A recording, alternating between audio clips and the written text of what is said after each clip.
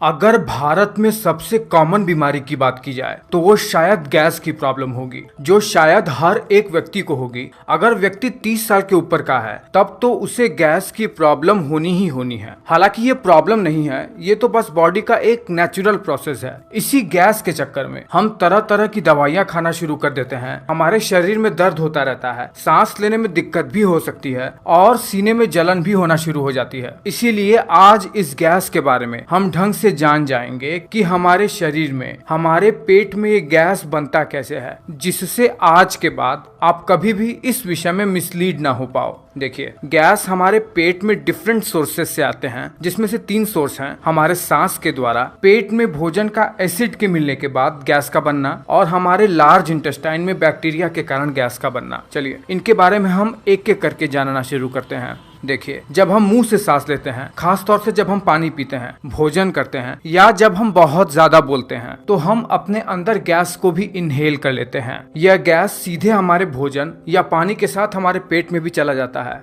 और इस तरीके से ये गैस सीधे हमारे भोजन या पानी के साथ हमारे पेट में भी चला जाता है। देखिए, गट में बनने वाली गैस मुख्यतः 5 प्रकार की होती है: oxygen, hydrogen, nitrogen, carbon dioxide और मीथेन। नाइट्रोजन और ऑक्सीजन हमारे सांस के जरिए पेट में आते हैं। कार्बन डाइऑक्साइड हमारे पेट में हमारे खून के डिफ्यूजन के थ्रू स्टमक में आ जाते हैं। हाइड्रोजन भोजन और पानी के पाचन से, और मीथेन बैक्टीरिया के हमारे भोजन के साथ क्रिया करने से बनता है। हालांकि और भी कुछ गैसेस हैं, लेकिन वो 1% से भी कम होती हैं, जो कि हमारे गैस में बदबू लाते हैं।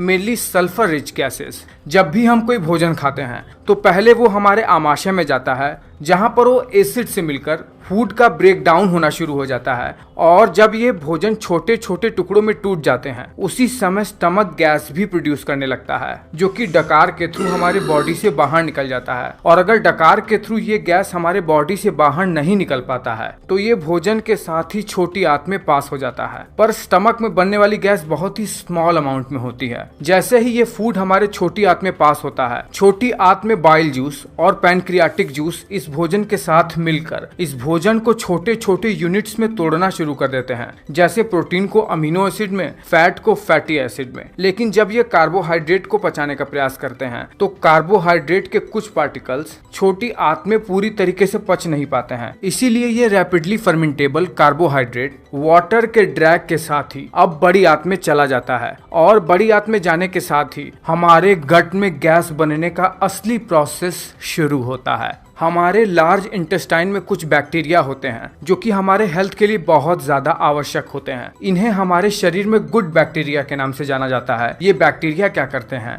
जैसे ही स्मॉल इंटेस्टाइन से बड़ी आंत में ये कार्बोहाइड्रेट आते हैं, ये इस कार्बोहाइड्रेट को फर्मेंट करना शुरू कर देते हैं, ताकि ये बड़ी आंत में अब्सॉर्ब हो जाए और शरीर को हमारे खाए हुए भोजन से पूरी तरीके से पोषण मिल सके। जब ये बैक्टीरिया इन कार्बोहाइड्रेट को फर्मेंट करते हैं, तब यह गैस भी प्रोड्यूस करने लगते हैं, और यही वो मेजर गैस होती है जिसे हम गैस के प्रॉब्लम के नाम से जानते हैं। यह बैक्टीरिया हमारे हेल्थ के लिए बहुत ज्यादा जरूरी होते हैं। यह विटामिन बी और विटामिन के का निर्माण हमारे कोलन में करते हैं। जब बैक्टीरिया द्वारा प्रोड्यूस की हुई यही गैस हमारी बड़ी आंत में बहुत ज्यादा मात्रा में हो जाती है, और हमारे खाए हुए भोजन से पानी भी हमारी बड़ी आंत में इकट्ठा हो जाता है, तो ये हमारी बड़ी आंत को फुला देते हैं। और यही फूला हुआ लार्ज इंटेस्टाइन हमें पेट में दर्द सा महसूस करवाता है, या हमें इरिटेशन सा महसूस करवाता है। लार्ज इंटेस्टाइन में बनी हुई यही गैस हमारे एनस से बाहर निकल जाती है, जिसे हम फ्लैटुलेंस के नाम से जानते हैं, या हिंदी में अपान वायु। और आमाशय में बनने वाली गैस डकार के थ्रू हमारे शरीर से बाहर निकल जाती है।